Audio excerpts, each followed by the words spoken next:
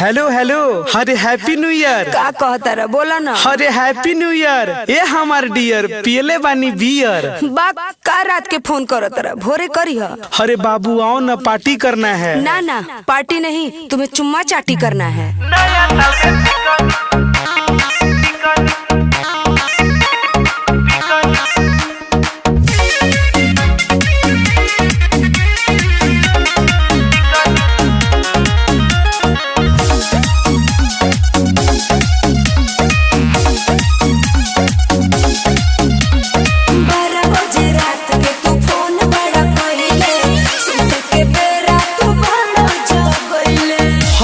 ऐसा नहीं है।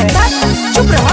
अरे 12 बजे रात के तू फोन बड़ा कइले सुते के बेरा तू बड़ा जगइले।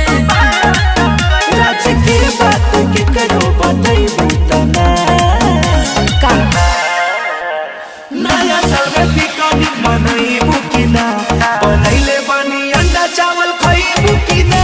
अच्छा बुआरा के पीछे जानू आई बुकिना बनैले बानी अंडा चावल खाई बुकिना। अच्छा ही बताओ कि का पहिर के आवतारू। अरे हरियर लहंगा पहन के आवतानी। लाल पहिर के आव।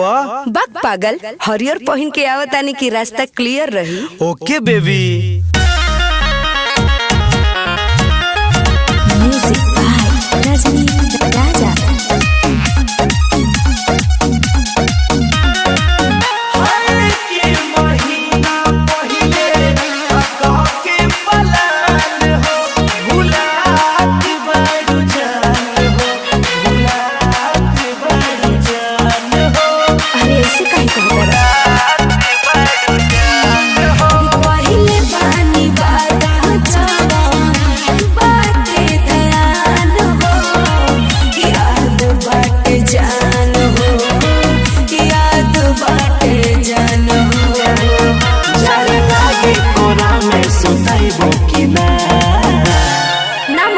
नया साल में पिकनिक मनाई बुकिना बनैले बानी अंडा चावल खाई बुकिना। बुआरा के पीछे जानू आई बुकिना बनैले बानी अंडा चावल खाई बुकिना। सुनतारू हो। हाँ बोला ना। हम लुंगी पहिर के नाचेम और तू लहंगा पर नची हो। अच्छा ई बतावा कि डीजे उजे के इंतजाम कइले बाड़ा कि खाली भौकाले बनैले बाड़ा। अरे बा ना डीजे। अरे बजाओ रे बजाओ।